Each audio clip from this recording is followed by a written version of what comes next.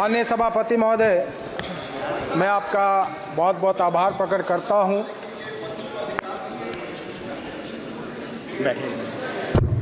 बैठिए माननीय सदस्य। धन्यवाद माननीय सभापति महोदय, मैं आपका आभार प्रकट करता हूं कि आपने मुझे बजट भाषण पर बोलने का मौका दिया।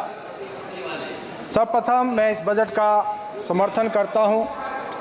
साथ ही साथ देश के यशस्वी प्रधानमंत्री श्री नरेंद्र मोदी जी और केंद्रीय वित्त मंत्री श्रीमती माननीय सदस्यों से आग्रह कर रही हूं, प्लीज उनका सभी माननीय सदस्यों से बहुत बहुत धन्यवाद करता हूं कि एक सर्वस्पर्शी और सर्वव्यापी बजट इस सदन में प्रस्तुत किया गया है। मैं माननीय प्रधानमंत्री जी को उनकी तीसरी टर्म का पहला बजट और साथ ही साथ श्रीमती निर्मला सीतारमण जी का यह 7वां बजट भाषण है, उनको बहुत बहुत बधाई देता हूं। इस बार का बजट इस देश को एक नई दिशा देने वाला बजट है, जो इस देश के विकसित भारत के संकल्प को पूरा करेगा। देश को आत्मनिर्भर बनाने की दिशा में एक बड़ा कदम है। निश्चित रूप से ये एक गरीब कल्याण वाला बजट है। माननीय सभापति जी, जिस प्रकार से पिछले 10 वर्षों के दौरान 25 करोड़ गरीबी की रेखा से बाहर निकले हैं, मैं इसके लिए माननीय प्रधानमंत्री जी का धन्यवाद करता हूं।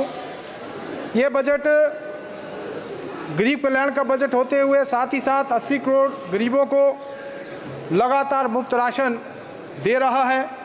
साथ ही साथ जिस प्रकार से इस बजट में प्रधानमंत्री आवास योजना के तहत 3 करोड़ अतिरिक्त घर बनाने की घोषणा की गई है, निश्चित रूप से वे घरों के लिए एक बहुत बड़ा तोहफा है। शिक्षा के क्षेत्र सहित रोजगार एवं कौशल प्रशिक्षण के क्षेत्र में मोदी सरकार ने विशेष रूप से इस बजट में प्रावधान किया है और निश्चित रूप से इस देश के युवाओं को आत्मनिर्भर बनाने की दिशा में एक बड़ा कदम है। आने वाले 5 वर्षों के दौरान कौशल विकास के माध्यम से 4.1 करोड़ युवाओं को इसका लाभ मिलेगा। निश्चित रूप से देश में जो बेरोजगारी की समस्या है, वित्त मंत्री जी ने 1 करोड़ युवाओं को इंटर्नशिप के साथ साथ वेतन देने का जो ऐलान किया है, मैं समझता हूँ एक बहुत ही सराहनीय कदम है। केंद्रीय बजट में जिस प्रकार से युवाओं, महिलाओं, श्रमिकों, किसानों, शिक्षा, कौशल विकास तथा MSME के लिए विशेष तोहफे दिए गए हैं और साथ ही साथ जिस प्रकार से प्रदेशों को बाढ़ प्रबंधन और उससे जुड़ी परियोजनाओं के लिए सहायता प्रदान करने की घोषणा की है माननीय प्रधानमंत्री जी का और विशेष रूप से माननीय वित्त मंत्री जी का, मैं इसके लिए बहुत बहुत धन्यवाद करता हूं।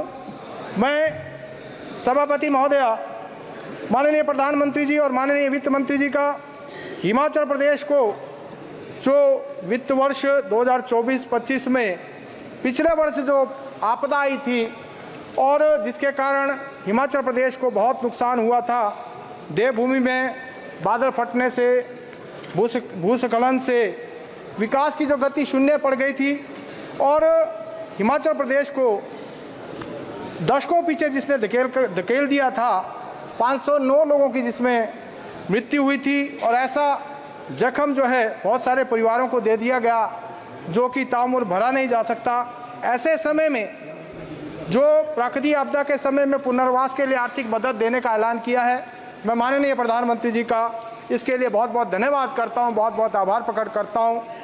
मुझे ये भी कहना है कि बहुत सारे हमारे जो सामने विपक्ष के साथी हैं, जब हिमाचल की बात हो रही थी तो बहुत सारे लोग टिप्पणी कर रहे थे। मैं कहना चाहूँगा कि हिमाचल प्रदेश जो एक पहाड़ी राज्य है और मैं समझता हूँ वहाँ पर आज कांग्रेस पार्टी की सरकार है और अगर हिमाचल प्रदेश को किसी प्रकार की मदद मिलती है तो निश्चित रूप से, क्योंकि ये तो इंडी गठबंधन का हिस्सा है, इन लोगों को भी खुशी होनी चाहिए। लेकिन मुझे दुख के साथ कहना पड़ रहा है कि बहुत सारे लोग इस बात को लेकर काफ़ी दुखी नजर आए, जो कि मैं समझता हूँ अच्छी बात नहीं है। उनको भी अपने क्षेत्र, अपने प्रदेश की बात रखनी चाहिए।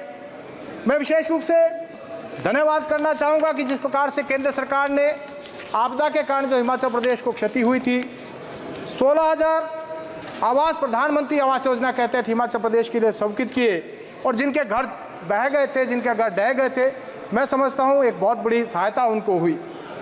1732 करोड़ रुपए हिमाचल प्रदेश की सरकार को एनडीआरएफ के तहत केंद्र सरकार ने मुहैया करवाया ताकि जो क्षति हुई उसकी भरपाई की जा सके। साथ ही साथ 2643 करोड़ रुपया प्रधानमंत्री ग्राम सड़क योजना तृतीय के तहत दिया गया, जो कि एक हिमाचल की सड़कें जो भारी बरसात के कारण और जो पुल खराब हो गए थे उनको फिर से बनाया जा सके। मैं समझता हूँ बहुत बड़ा कदम है।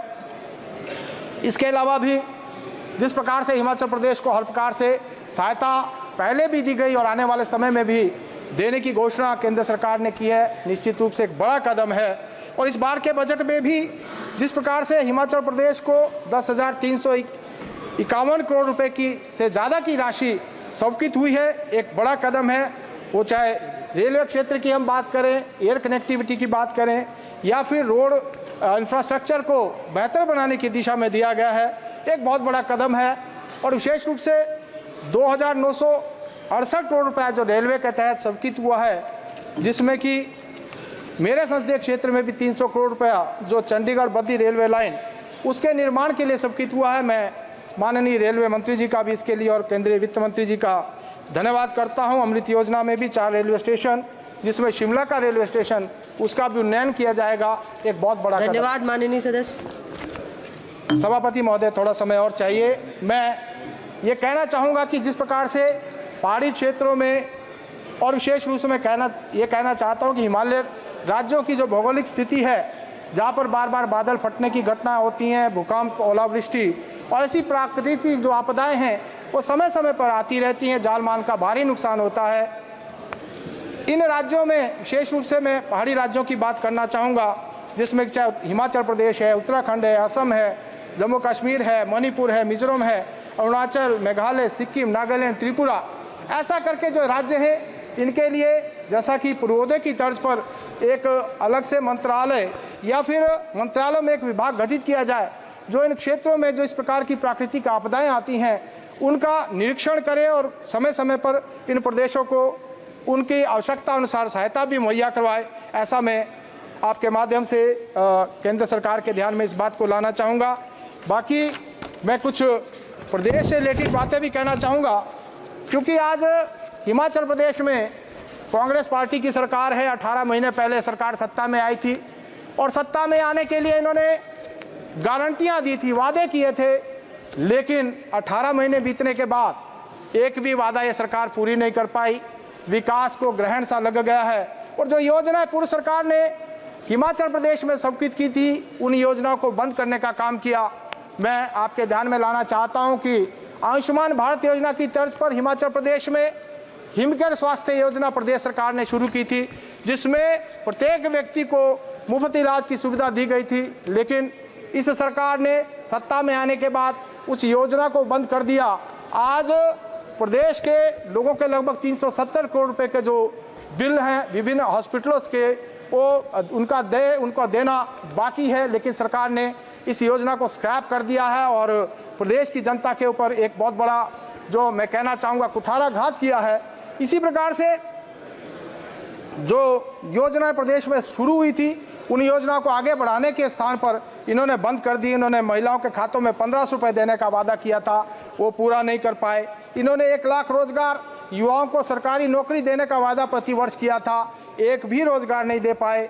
किसानों से दूध खरीदने का वादा किया था, गोबर खरीदने का वादा किया था, वो भी नहीं पूरा कर पाए। इन्होंने 300 यूनिट बिजली देने की भी बात कही थी, लेकिन उसको भी पूरा नहीं कर पाए। एक ऐसी सरकार जो झूठ बोलकर सत्ता में आई और आज प्रदेश को पीछे धकेलने का काम कर रही है। माननीय सदस्य असादुद्दीन ओवैसी जी, मैं आपके माध्यम से प्रदेश सरकार से आग्रह करना चाहूंगा कि इस प्रकार की जो जन कल्याणकारी योजना है उनको जो है जारी रखा जाए और हिमाचल प्रदेश को आगे बढ़ाया जाए। अध्यक्ष, सभापति महोदया, मैं आपके ध्यान में कुछ अपने क्षेत्र की मांगे भी रखना चाहूंगा, जो कि हिमाचल प्रदेश को आगे ले जाने के लिए बहुत आवश्यक है। 2-3 बातें, 2 मिनट और आपके में लेना चाहूंगा। 1 मिनट में अपनी बात, 1 मिनट में अपनी बात को मैं समाप्त करना चाहूंगा। सभापति महोदया, हिमाचल प्रदेश एक टूरिस्ट प्रदेश है। बाढ़ के कारण हिमाचल प्रदेश को बहुत नुकसान हुआ। मेरा यह आग्रह रहेगा कि हिमाचल प्रदेश को टूरिज्म की दृष्टि से विकसित करने के लिए और अधिक सहायता दी जाए, ताकि हिमाचल प्रदेश का और विकास हो सके।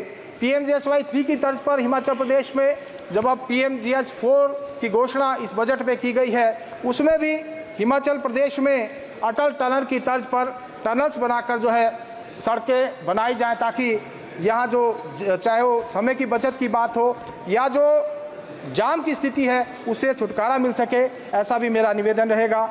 मेरे संसदीय क्षेत्र में एक CCI सीमेंट प्लांट लगा है जो कि जिला सिरमौर में राजबन में है। ये काफ़ी छोटा प्लांट है, इसको उन्नत किया जाए ताकि, क्योंकि वहाँ रॉ मटेरियल की कमी नहीं है और ज़्यादा उत्पादन हो सके। इसी प्रकार से CRF PMGSY में विशेष ध्यान हिमाचल प्रदेश का दिया जाए। हिमाचल प्रदेश में बहुत सारे छोटे धन्यवाद माननीय नदी नाले हैं, उनका चैनलाइजेशन किया जाए और मेरे संसदीय क्षेत्र का औद्योगिक क्षेत्र पांवटा साहिब कालाम माननीय रेलवे के साथ जोड़ा जाए। OBC सभापति महोदय, आपने मुझे बोलने का मौका दिया और फिक्र हमेशा मेरे साथ रहता है। भूषण ज्वेलर्स, अनमोल रिश्तों के लिए। गाड़ी जैसी भी हो, छोटी से लेकर बड़ी, सभी प्रकार की कारों के लिए अब आपको कार की scanning, coding, meter repairing, centre locking के लिए चंडीगढ़ या कहीं और जाने की जरूरत नहीं। अमर मोटर आपके अपने शहर सोलन और शिमला में लेकर आए हैं ये सब सुविधाएं। किसी भी तरह की denting, painting, electrical, mechanical work के लिए आप दिए गए नंबरों पर फोन कर सकते हैं, डोर स्टेप सर्विस ले सकते हैं। जब आपको इन सारी समस्याओं का समाधान घर बैठे मिल रहा है तो चंडीगढ़ जाने की क्या जरूरत। अमर मोटर आए, अपनी समस्याओं का समाधान कुछ ही मिनटों में पाए।